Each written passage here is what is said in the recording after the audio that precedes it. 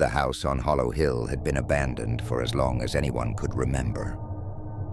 Perched ominously atop the hill, it loomed over the small town of Ravenswood, casting long shadows that seemed to swallow the light. Its windows, shattered and gaping like the eyes of a forgotten corpse, watched the town with an eerie stillness. The townsfolk avoided it, spinning tales of horror and curses that kept even the bravest from venturing too close. The legend of the cursed house was known to all. It was said that a family had lived there long ago, the Hargraves. They were known for their wealth and reclusiveness, rarely seen in town. One stormy night, the townspeople heard chilling screams from the house. When the sun rose, the Hargraves were found dead, their bodies twisted in unnatural angles, eyes wide with terror. Since then, the house stood as a silent sentinel, its walls whispering secrets to the wind. One autumn evening, a curious young journalist named Amelia decided to unravel the mystery of the Hargraves' curse. Driven by her fascination with the supernatural and a desire for a breakthrough story, she ignored the warnings of the locals and made her way to Hallow Hill. Armed with a flashlight, a camera, and her notepad, she climbed the winding path leading to the house. As she approached, a chill ran down her spine. The air grew colder, and the once gentle rustling of leaves turned into an ominous hiss. The door creaked open with a sinister welcome, and she stepped inside. The interior was a time capsule of decay, furniture covered in dust, cobwebs hanging like ghostly drapes, and a thick layer of grime on every surface. Amelia's flashlight flickered, casting eerie shadows that danced along the walls. She took a deep breath and ventured further, her footsteps echoing in the silence. She began to take photos and jot down notes, the thrill of the unknown fueling her curiosity. As she moved through the house, she noticed peculiar symbols etched into the walls, resembling ancient runes. The air grew heavy, and an overwhelming sense of dread settled upon her. In the living room, she found a portrait of the Hargrave family. Their faces were stern and cold, but something about their eyes unsettled her. It felt as if they were watching her every move.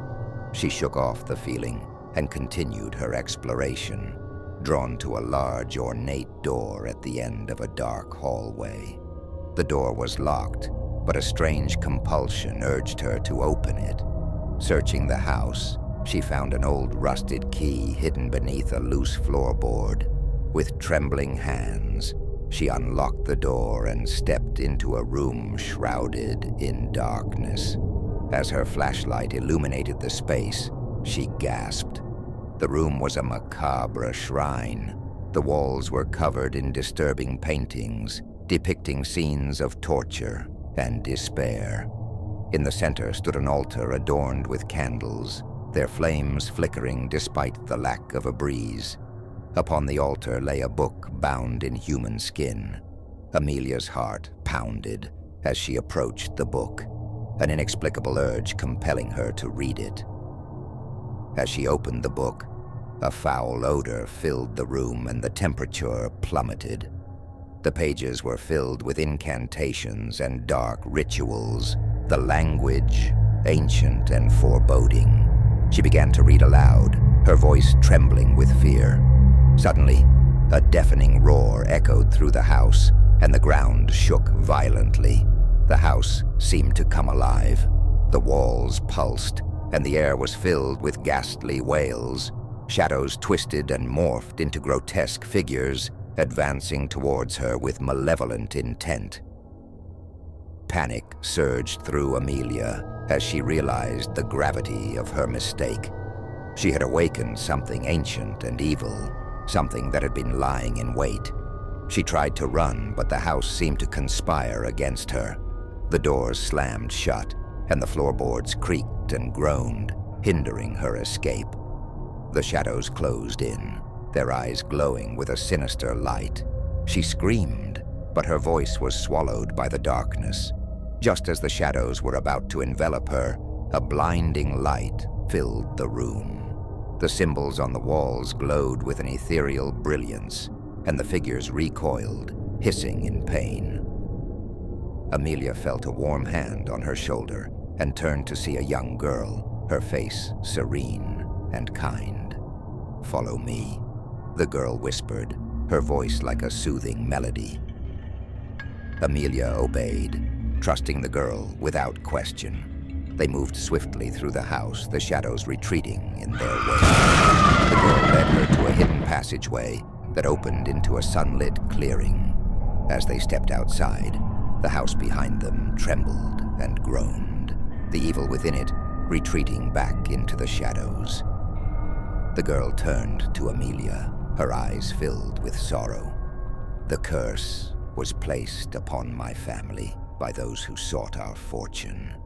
I have been trapped here, waiting for someone to release us. Thank you."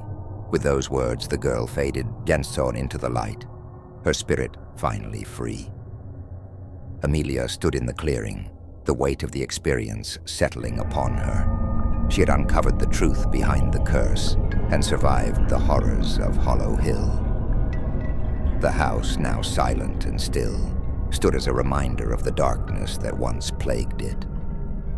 Amelia returned to Ravenswood, her story one of bravery and the triumph of light over darkness.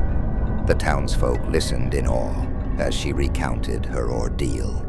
The legend of the Hargraves finally laid to rest.